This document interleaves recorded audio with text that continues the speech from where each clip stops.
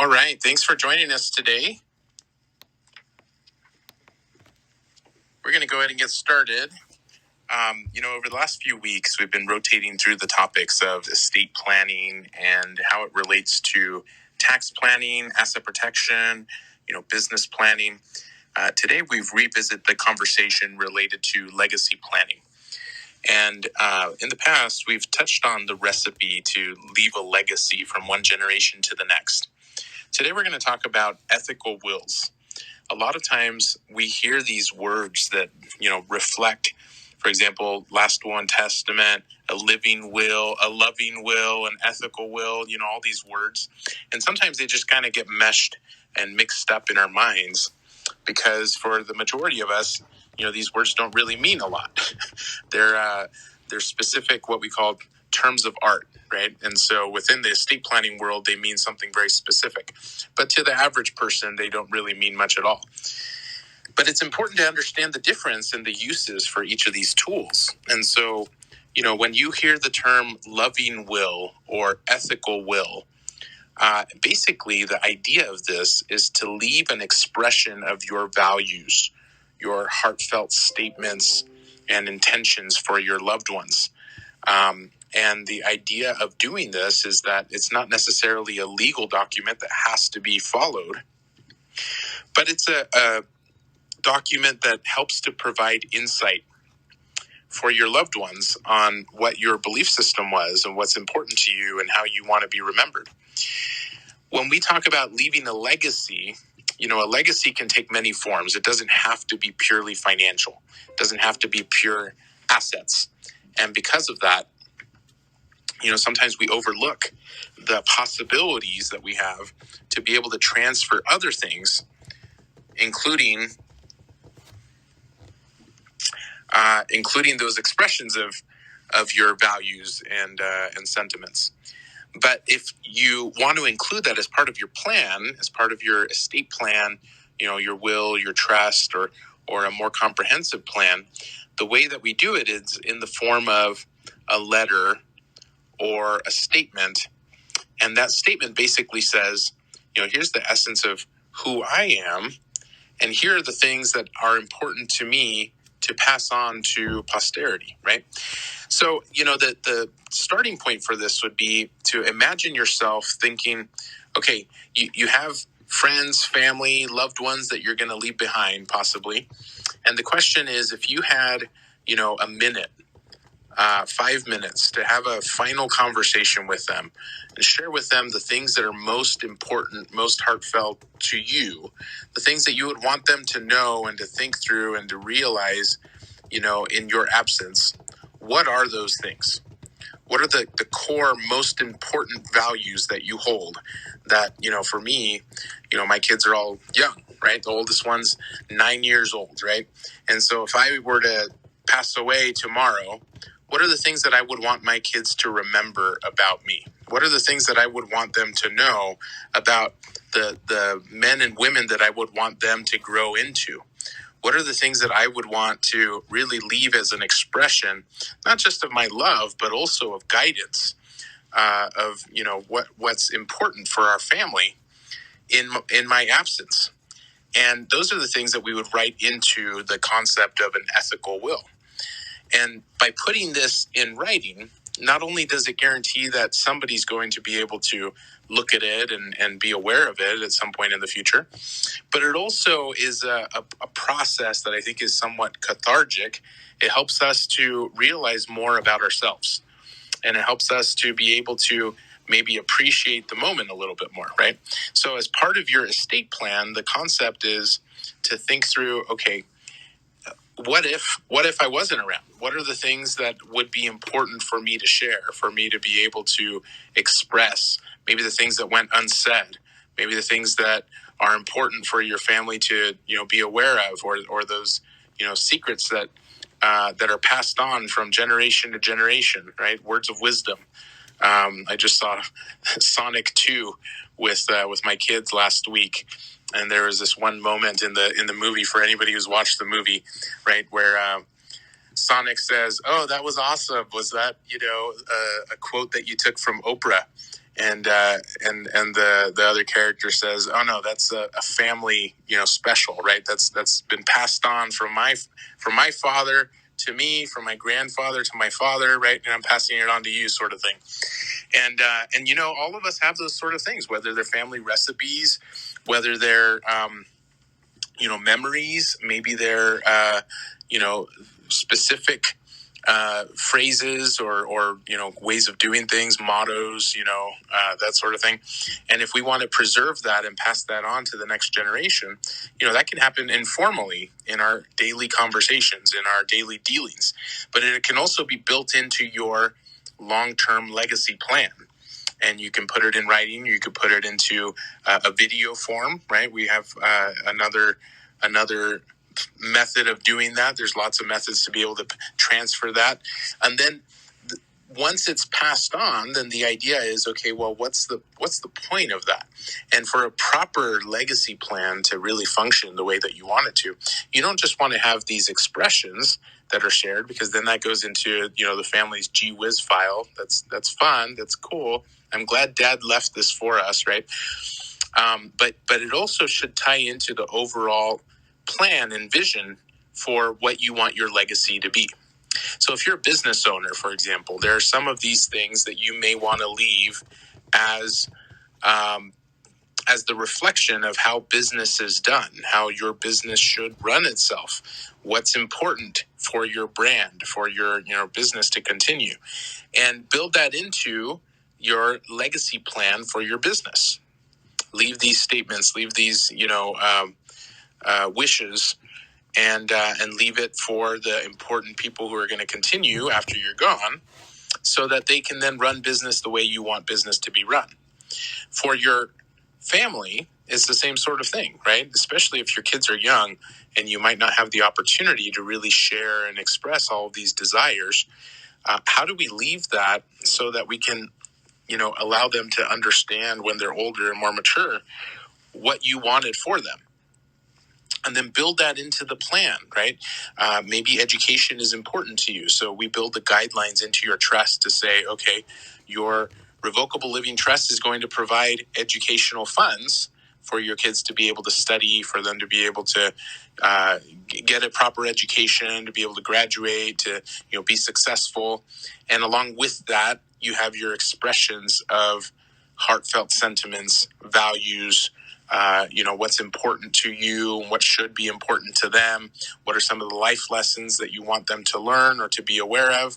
And we build that in.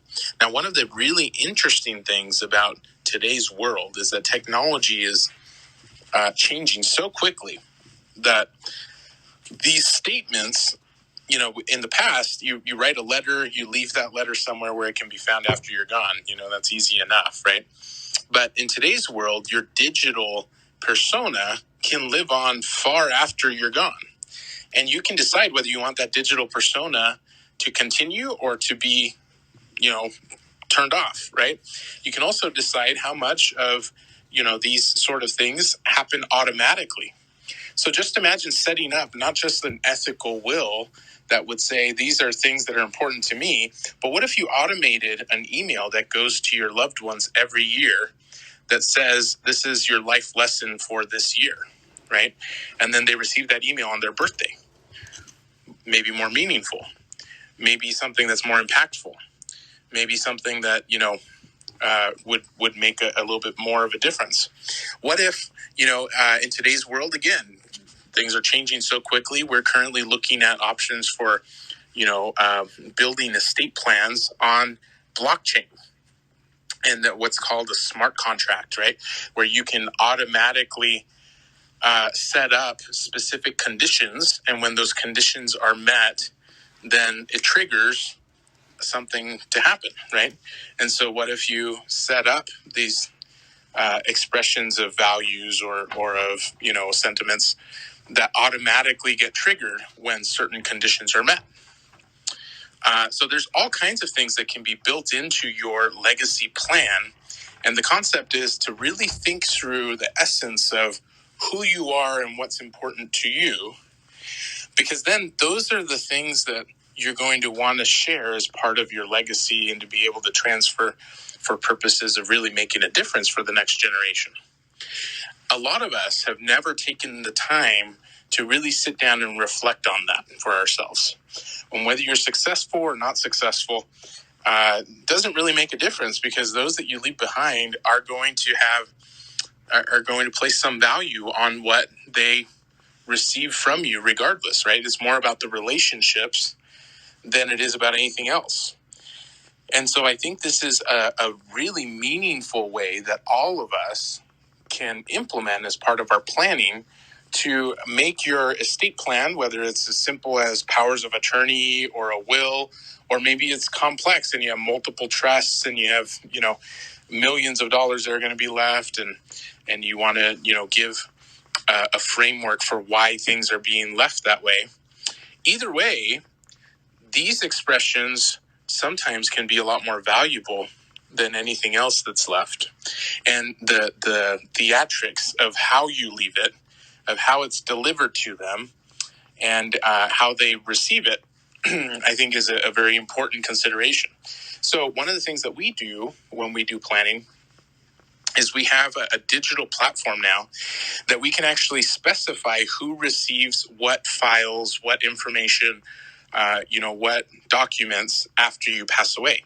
So if you left a specific, letter to your family, and this letter's only supposed to be read after you pass away, or in the case of your passing, maybe on a specific trigger, we can actually leave that in a secure online cloud-based portal, and then we can trigger it so that certain individuals would receive notice that it exists and be able to receive it.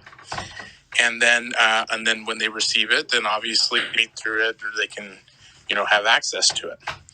And that's just, part of the planning process when we go through this legacy plan.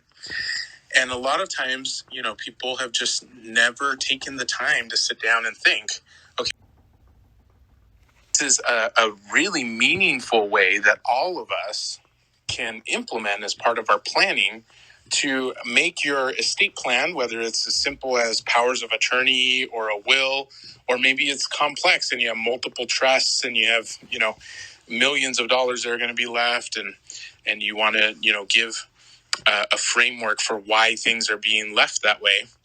Either way, these expressions sometimes can be a lot more valuable than anything else that's left.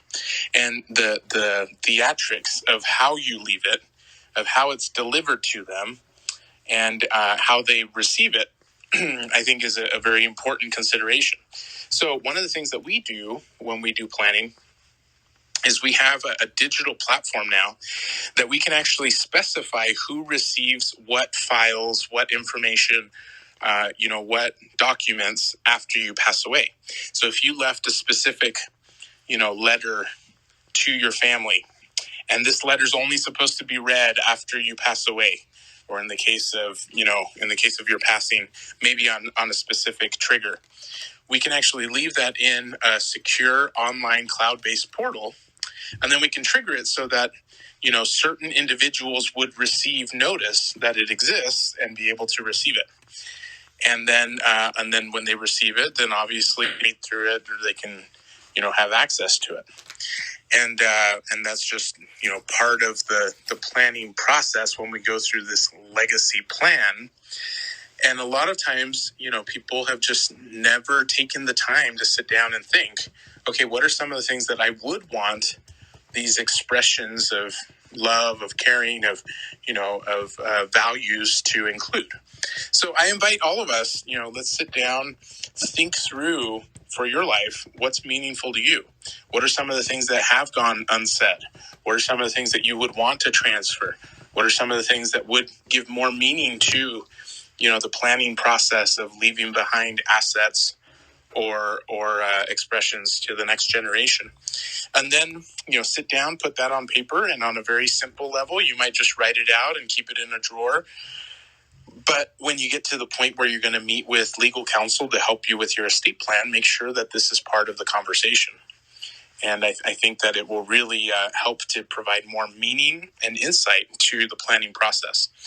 So at this point, I'm going to go ahead and open it up. I don't know whether we have anybody who's listening that has some questions, but if you do, feel free to send in a message or raise your hand, and we'll see if we can unmute you, and then we'll just kind of go from there. Any questions on today's topic?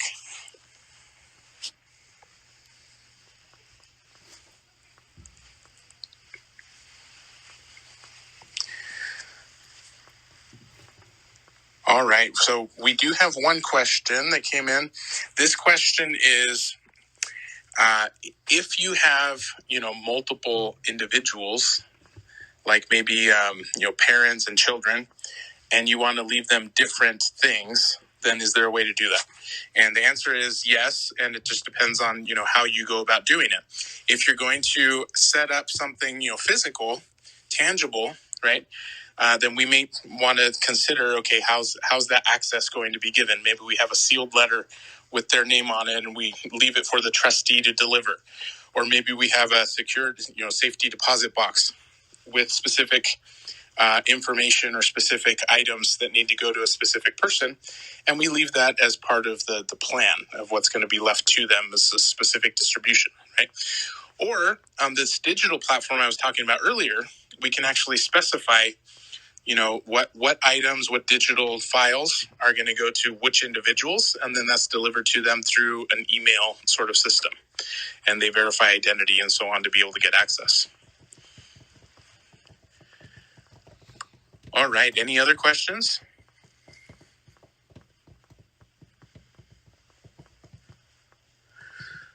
Perfect. Well, thanks for joining. Again, today we touched on legacy planning. We're rotating through a series of topics related to estate planning and different aspects of estate planning.